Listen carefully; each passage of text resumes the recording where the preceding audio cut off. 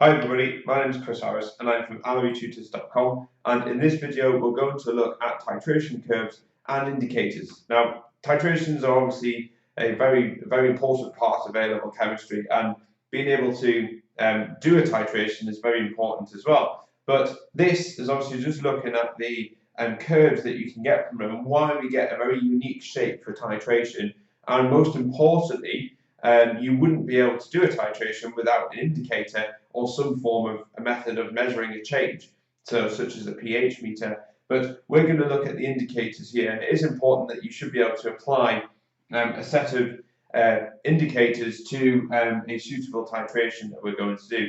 And we're going to look at 4 different titrations in this video, and how we can select the right indicator as well. So we'll start off by explaining what a titration is and what's exactly going on when we do a titration. So in a titration, you have a burette and you also have a conical flask. And in that conical flask, you may either have an acid or a base. It doesn't really matter which way around it goes. But in this example, we're going to have the acid in the conical flask. Now, the acid will have an indicator inside there. And the indicator, you can have loads of different types of indicators for that. And we have a burette, and in that burette, we have a base. And effectively, we're going to add the base to the acid. And we're looking for the point at which neutralization occurs, and that's what we call the end point.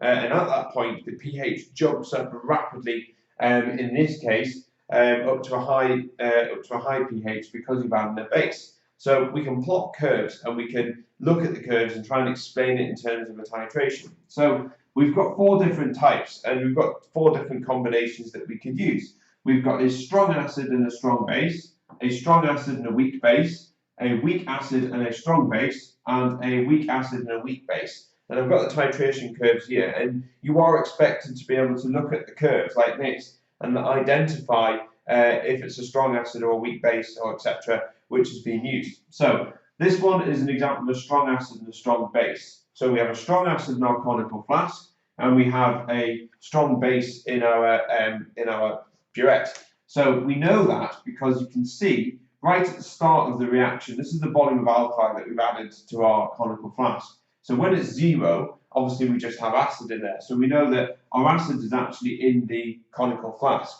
And we know it's a strong acid because it's starting very low down on here, where this is pH. And this is starting about pH 1, so strong acids normally have a pH of around there. And then what we do is we add alkali, and you can see it resists the change in pH. This is a buffer action. And there will be videos on buffers if you just check out my playlist, and you'll be able to have a look.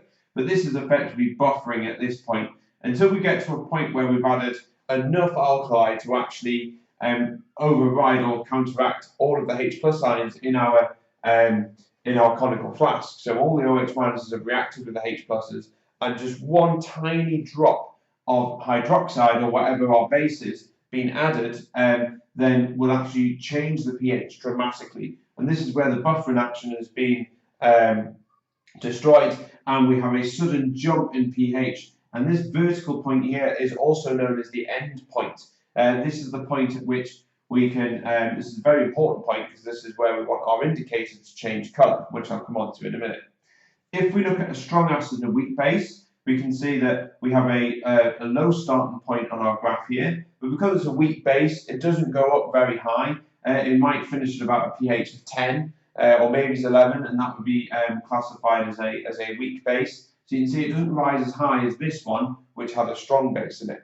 If we come on to the weak acid strong base, again, because it's a weak acid, we're starting off higher up our pH curve. So about a pH of 3 or 4 would tell us that we have a weak acid, but a strong base, so it rises quite high up, and we've got a pH of 14. So you can see there's our endpoint, which is the vertical point there. Now, this one here is a weak acid and a weak base. Obviously, it starts off quite high and it finishes quite low because the base isn't very strong. The end point in these types of titrations is very, very vague. It's very difficult to actually detect an endpoint with weak acids, weak bases, even if you're using a pH meter, because the actual endpoint is very close. The actual starting pHs of these are very near to each other anyway. The difference between them is very weak. and so therefore it's very difficult to actually detect an endpoint for a titration like this. So you've got to be able to identify and look at the curve and decide which chemicals are actually reacting. You can get the curves going the other way as well. So, for example, if you had a base in the bottom here and an acid in your burette, your curve would start off obviously up here because you have your base in your conical flask here, and it would drop back down and it would go down like that.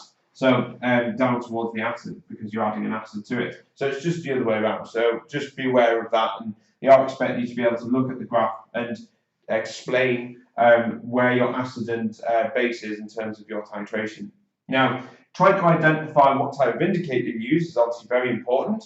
We have a plethora of different indicators. There isn't just one indicator or two or three, there's loads of them. And an indicator is something which actually changes colour depending on the pH. So we've got 4 different indicators here, and these are just a small selection of indicators that we can have. We've got methyl orange, bromothymol blue, phenolphthalein, and alizarin yellow. So all of these will change in different ranges, and we've got to be able to look at the range of indicators when they change and apply it to a suitable graph. Now, if we look at this one here, so methyl orange, we'll start there. This will change between 2.9 and 4.0. And when you're picking an indicator, you need to make sure that it changes colour within your endpoint, and that's what you're looking for. So with a strong acid, strong base, we have no problem. Methyl orange will change at 2.9 to 4. So 2.9 will be up here, and you can see that your methyl orange, so if I highlight it in blue, so we'll probably change around about the 2.9 to 4 mark. So that might be somewhere around there. And you can see that the colour change will occur within the endpoint, and that's what we're looking for. So your methyl orange will work with your strong acid, strong base. It's probably likely to work with your strong acid, weak base as well, as you can see. It will work, it will fit within that range there.